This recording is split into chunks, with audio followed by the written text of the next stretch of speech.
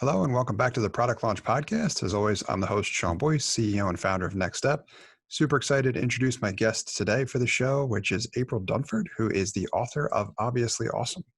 And prior to writing Obviously Awesome, April has a tremendous amount of experience in that she was the VP of marketing for 7 successful startups. We're excited to talk to her about positioning and her experience working with all of those startups. So, hello, April. How are you? And thanks for being on the show. I'm good. Thanks so much for having me.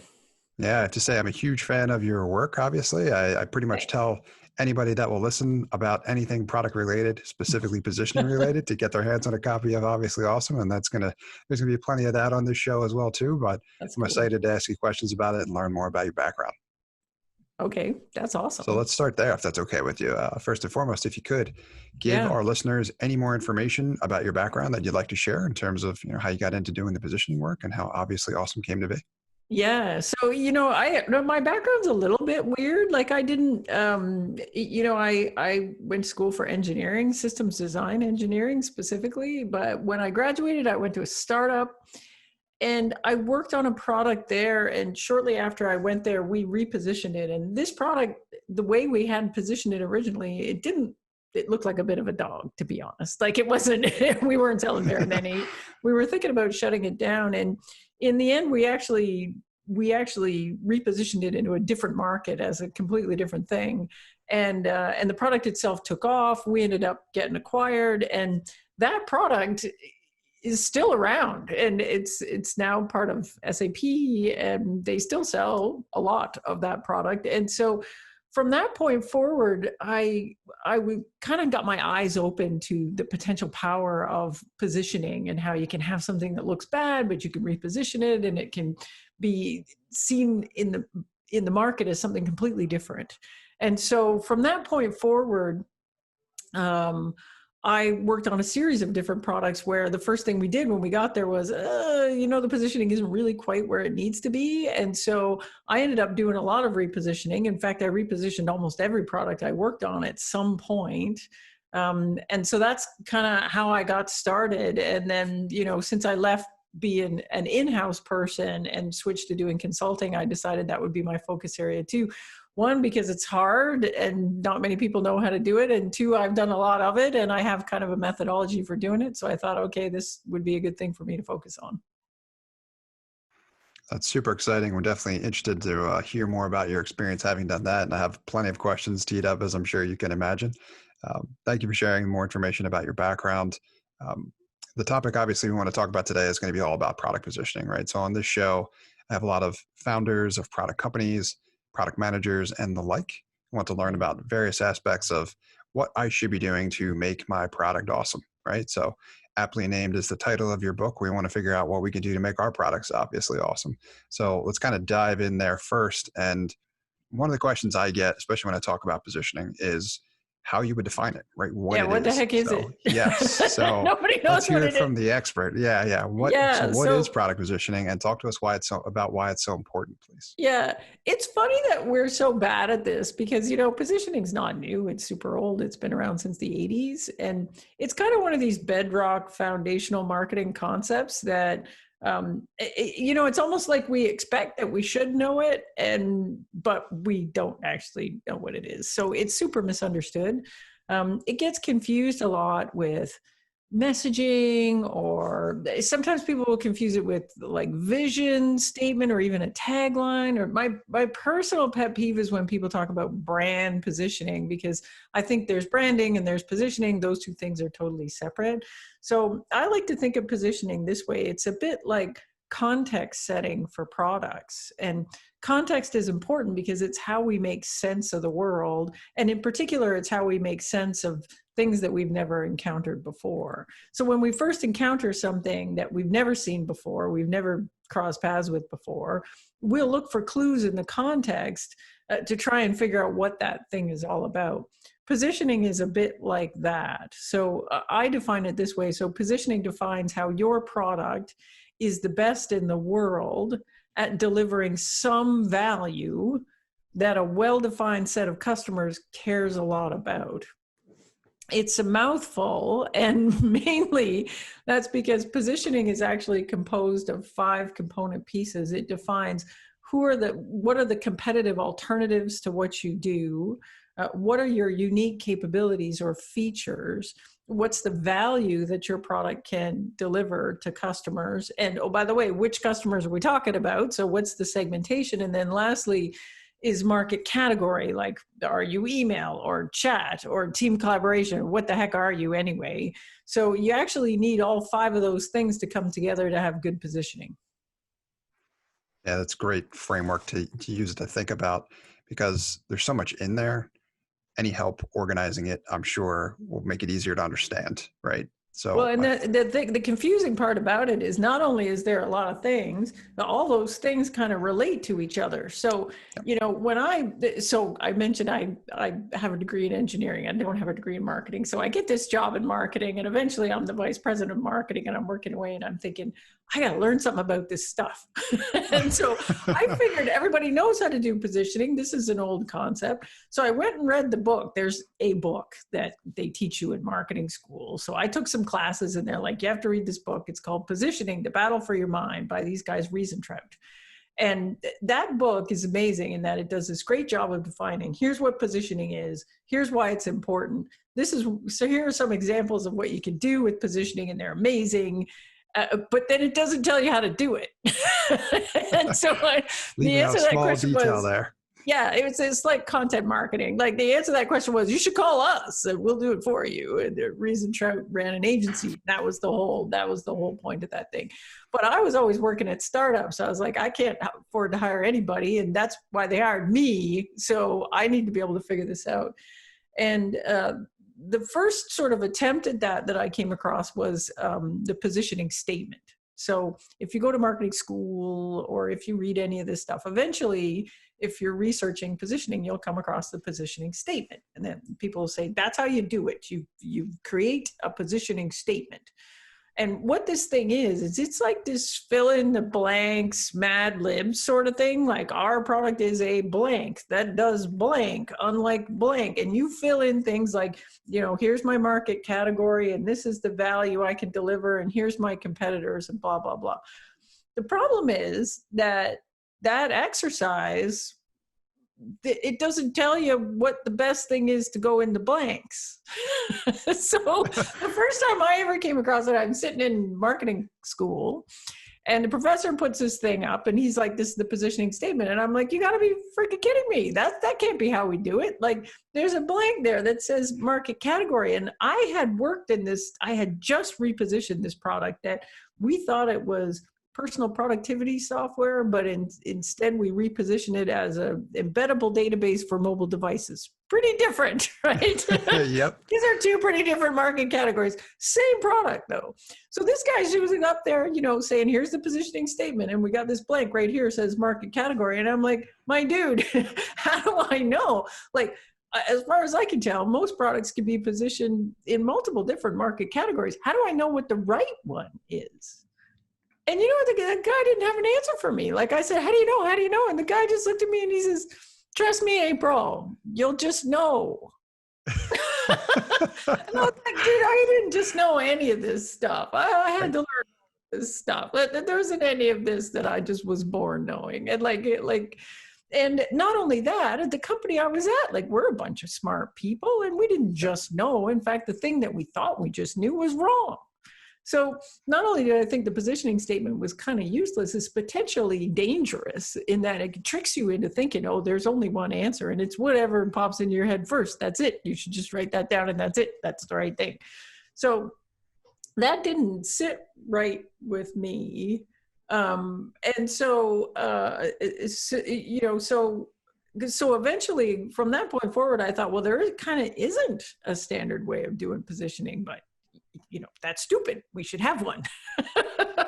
And so I sort of took that on as like a personal thing. I was like, well, how hard can it be? Right. So, and I had an engineering background. So I sort of thought, well, I'll solve this like any engineering problem. All I got to do is break the problem up into component pieces and then solve for the individual pieces, smash it together, and voila, good positioning, right? So the pieces were easy enough to figure out because, in fact, they're sort of the blanks on the positioning statement. And not all positioning statements are the same, but more or less there's 5 blanks, which is competitive alternative, unique features, value that your product can deliver, ideal customer profile or who you're going after, and market category. Those are the 5 things.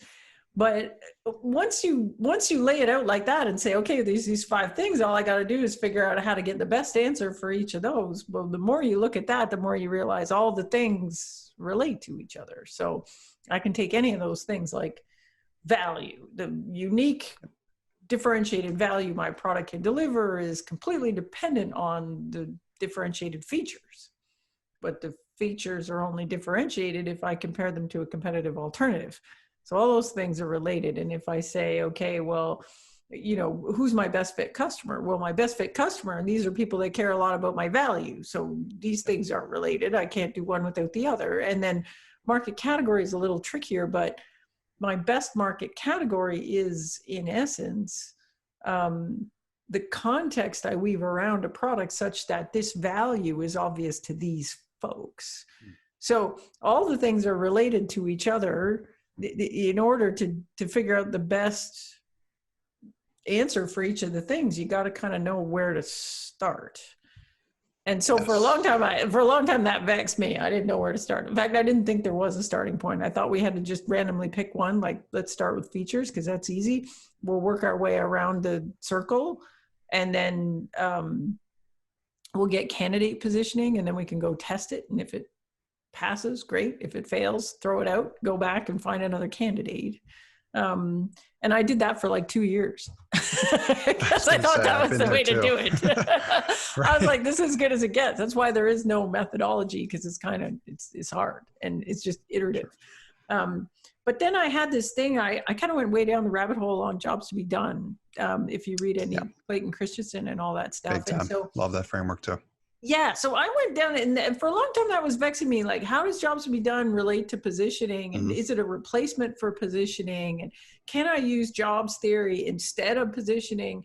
And instead, what the light that came on for me was what we were doing in the job stuff was actually trying to figure out, in the minds of our best customers, what do they compare us to? And so for the job that the customer has hired the product to do, what are the alternatives to that? And so I had this light go on, oh, we actually have to start with competitive alternatives, but we often had the alternatives wrong. So that's the trick. So you have to start with, okay, if you didn't exist, what would customers do? Like, in the jobs to be done, that milkshake story. Oh yeah. Love it. Yeah. So your listeners would know this, but like this milkshake, this idea, they're trying to decide how to make a better milkshake. And so they notice that all these people are drinking milkshakes in the morning and they're buying them in the drive-through. And what they find out is that people are actually having a milkshake for breakfast. And the reason they like the milkshake is because it fits in the cup holder, but they're on a long drive and it takes them a long time to drink it. And then it's not like an Egg McMuffin where it's going to fall on my lap and make a big mess and stuff. And so the result of that was they're like, oh, we need to make a thicker milkshake, and we need to make it last longer and all this sort of stuff. But when I read that, I had this light bulb moment where I was like, oh, it's breakfast. That's what you just learned. You learned it's breakfast. And you learned that you're not competing with Coke. You're competing with an Egg McMuffin. That's what you learned. And so we have the same problem in most software, in that we think we're competing with Coke, we're actually competing with Egg McMuffins. Like, so when I say competitive alternative, most of the time people think, well, it's other things that look just like us. Right. And so they'll think about other software products, but in B2B software, often the competitive alternative is a spreadsheet. Like most of the time, it's a spreadsheet. Yeah. We're competing with spreadsheets, or we're competing with do it by hand, or we're competing with an intern.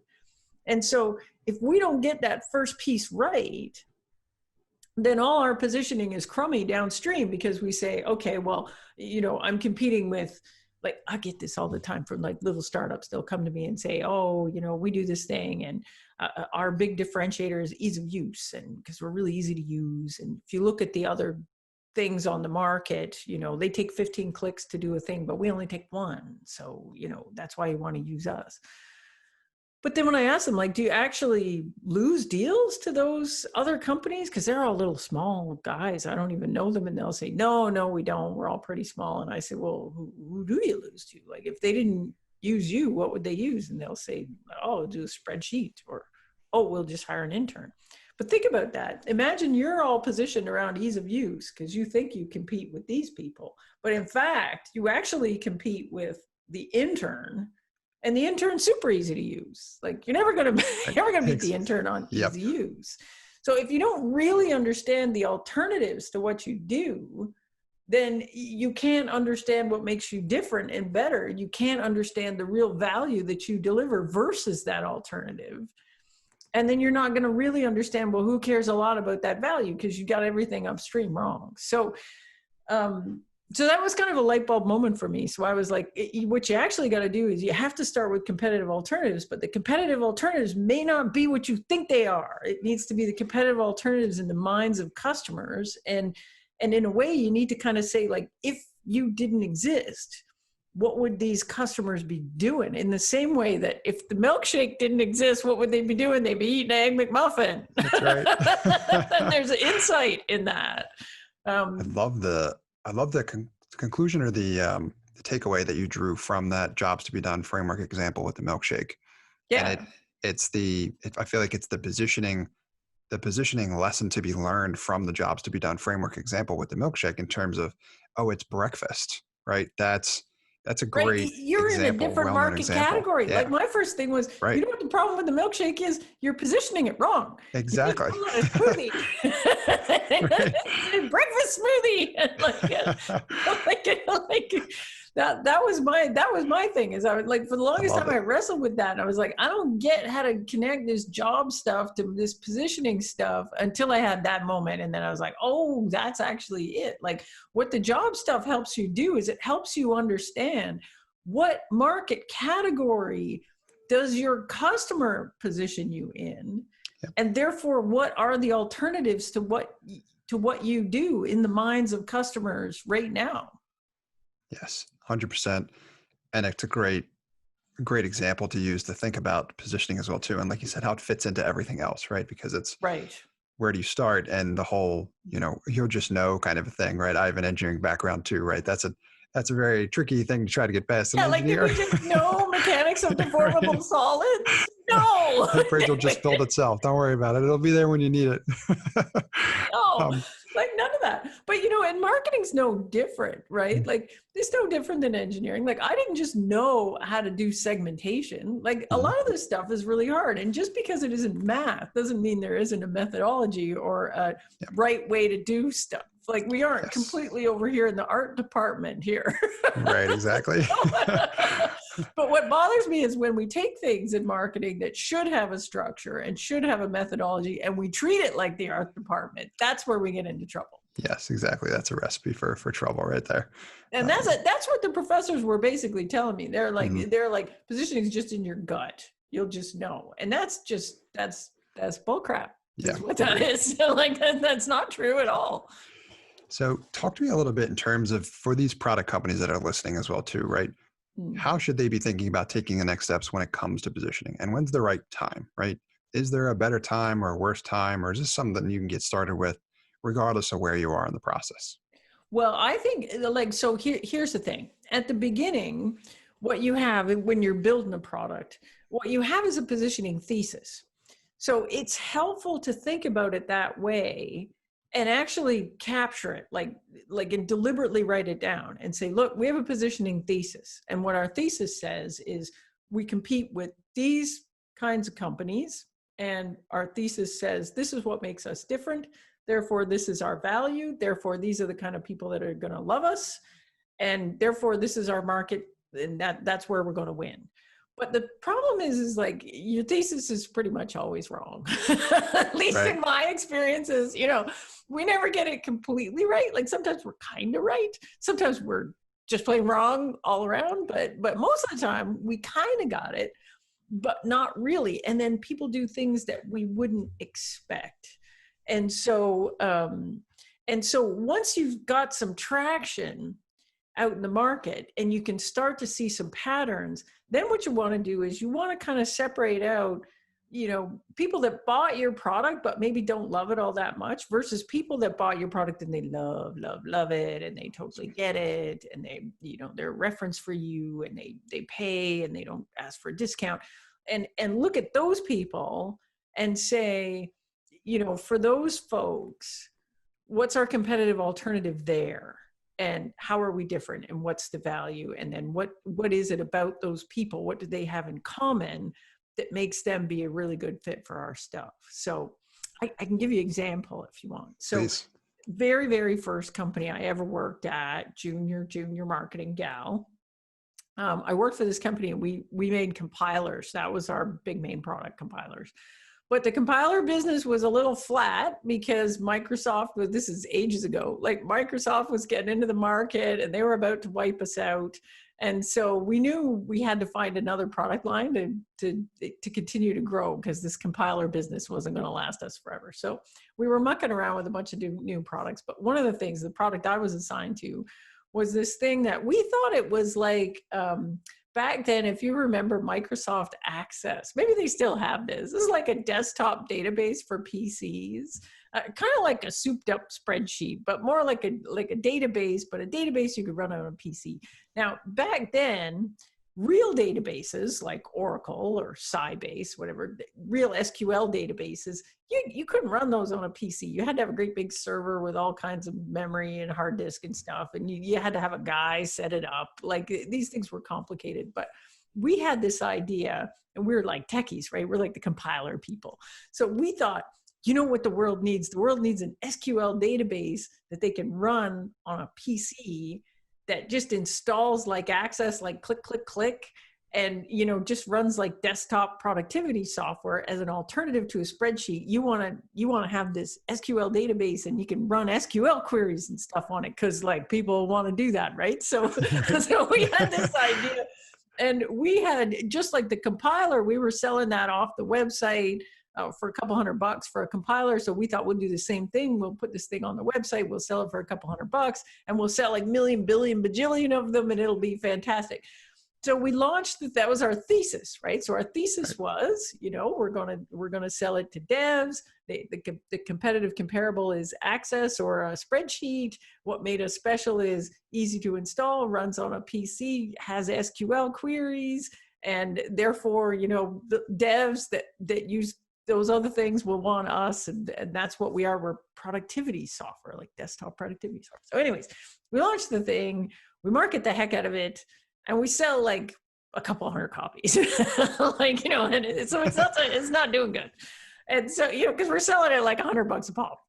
So we're not going to get rich off this. And so we consider the thing kind of a failure at this point. And so I'm new, I'm like junior product marketer on the team. And they're like, hey, we got a great task for you, April. What you should do is call all the people that have bought this thing and ask them what they're doing with it, because we're going to end of life the product, and we want to know if they're going to be really mad if we tell them we're not billing it. So the goal was, for me, I think we had like 250 customers. So the goal was to talk to 100 of them, which I don't know if you've ever like called developers and tried to get them to talk to you on the phone. It's like I can only imagine. Oh my God. So I did nothing but this for a month. That's all I did. Like I made awesome. Like 50 dials a day. Just, hi, it's me. Please take picking on me and take my call. So anyways, I do these 50 calls, and the first 20 calls I have are all the same. And they go like this. I'm like, oh, hi, I'm calling from this company and you have our little desktop productivity software. And they're like, no, I don't. And I'm like, yeah, you do. Let me look at the spreadsheet. Yeah, you bought it right here, January 26th. You bought this thing. And they're like, oh yeah, I forgot we bought that. Yeah. We messed around with that for like a week and then we didn't use it anymore. And I'm like, okay, so are you using it now? Nope, never used it after the first week. I'm like, okay, I do like 20 calls in a row like this. So I'm okay, this thing is not only is bad, it's really bad. Wild. Like we're going to shut this thing off. Nobody's going to care. Yep. But then I have call number 21. call number 21 goes like this. Guy got like, I call the guy picks up and he's like, oh, you guys, that product is amazing. It's changed my whole business. It's fantastic. And I'm like, wow. Really? Like, Right. what are you doing with it? And he says, well, so you got to remember, this is like 20 years ago. Sure. Early days of laptops. Yep. So the early days of, you give your salesperson a laptop and they take their computer out of the office. He says, well, I got all these salespeople on laptops.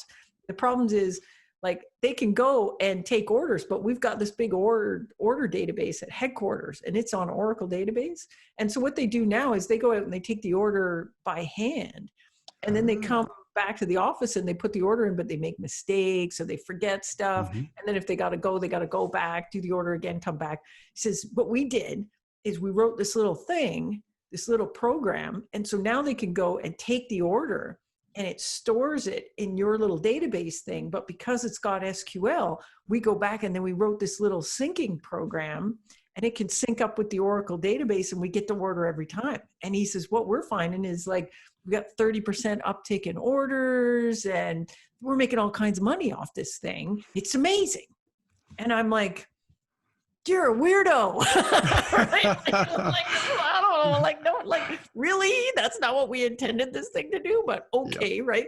I take all the notes. I don't have the heart to tell the guy we're canning the thing, whatever. And I go on with my project. I do 5-6 more calls. I get 5-6 more people that don't even remember they ordered it. And then I get the next call, and it's the same thing. The guy says, oh my God, it's amazing. Totally changed our business. And I'm like, what do you do? Wow. He's like, we've got all these field service reps, and they have these field service devices. And what we did was, your database was amazing because we could fit it on that device, but it runs SQL. And so they could do stuff out in the field and then come back to headquarters and sync up with the Oracle database at headquarters. I was like, oh my God, same use case as the other one. So in the end, I talked to 100 people, mm-hmm. and something like 94 of them don't even know they have the damn thing. I have 6. And these 6 people are all like, the miracle thing about your product is I can put it on a mobile device and then and do stuff out in the field and then come back and sync with headquarters. And that was the game-changing thing. So I go back to report to the executives, and I'm like, okay, good news, bad news, right? Depending on your point of view. Good news is, if you turn it off tomorrow, like, only a very small percentage, like about 5%, are going to be mad. But here's the thing: like, those 5% are going to be pissed because mm-hmm. they're doing this weird thing. So I described the whole use case and whatever. And so then what happens is the execs at the company, the CEO says, well, maybe we should try to reposition it as that. And so now, if you think about that, that's a completely different sales model. Like, instead of just selling onesie-twosie databases, we're out selling like 10 at a time, 20 at a time. Mm-hmm. In the end, we sold them 100 in a group, because you were gonna buy one for everybody out in the field. Yep. And then it was a direct sales model, not selling off the website. The pricing was all different because we were packaging mm-hmm. them in bunches of 10 or 20 or 100. But, you could still charge a lot of money, and the deal size was gigantic. Anyways, we hired a sales rep and we decided to kind of test this thing out, and the thing sold like crazy. And so we just kept adding more salespeople. And so fast forward 8 months later, the revenue from that thing is completely eclipsing what we're selling anywhere else. Company's growing like crazy. We ended up getting acquired by this great big database company out in the Valley called Sybase, who eventually gets acquired by SAP. And the amazing thing is, at its peak, this thing was doing hundreds of millions of revenue. Unbelievable. So wild. We almost killed it because, we didn't know what we had. So, but your original question, like, when's the best time to do this? Like, you have a thesis at the beginning, but what my experience has taught me is sometimes your thesis is wrong. And so what you want to do is put it out there in the world. Maybe keep your positioning a little bit loose, because you don't know exactly what people are going to do with it. But once you've got a bunch of people using it, you want to check in and find out who's super happy and what are those people doing. And then can you tighten the positioning up around that? And that, I think, is where the magic is. What a fantastic example. It's such a great example of the power of product positioning and the way in which you do it and the kind of results that it's capable of. So I'm a huge advocate. April, thank you a ton for coming on the show to share your stories and educate us on this topic. Before I let you go, a couple quick questions for you. I'd love if you could share with our audience where they can go to learn more and how they can get themselves a copy of Obviously Awesome. Yeah, so obviously awesome is on sale anywhere you buy books. Like it's on Amazon, obviously, but I'm on all the ebook places, and I've got an audiobook too. So if you prefer audiobooks, it's all over the place. Wherever you buy audiobooks, you can find it there. If you want to know more about me and what I do, you can go to my website, which is aprildunford.com. And so a lot of the work I do now is one-on-one with tech companies, helping them get tight on their positioning. And then if you just want to follow me around, I'm not all that active on social right now because I'm so busy, but Twitter, I'm probably more active than anywhere else. So I'm at April Dunford on Twitter. And so you can find me there. And if you're interested in working with me or finding out more about how I work, you can drop me an email, april@aprildunford.com. That's the best way to get me. Awesome. Well, I have a million other questions, but I'm hoping that you will come back on our show again to educate us even further on the wonderful topic of product positioning. Can't thank you enough for being here, April, and sharing your incredible knowledge and experience with myself and our audience. Yeah, well, thanks so much for having me. Thanks for listening to this episode of the Product Launch Podcast powered by Next Step. If you or anyone you know is involved in scaling a B2B SaaS business, please have them reach out to me about becoming a potential guest on our show. They can email me at sean@nextstep.io. That's SEAN@nxtstep.io. This time, we'd like to take a moment to thank the sponsor of our show, Next Step Consulting. Would you like to know what the right next steps are for your B2B SaaS business? Are you trying to grow and scale, but you're stuck? We can help. To find out how Next Step can help your B2B SaaS business achieve its goals, please email me, sean@nextstep.io. That's SEAN@nxtstep.io. Thanks, and keep disrupting.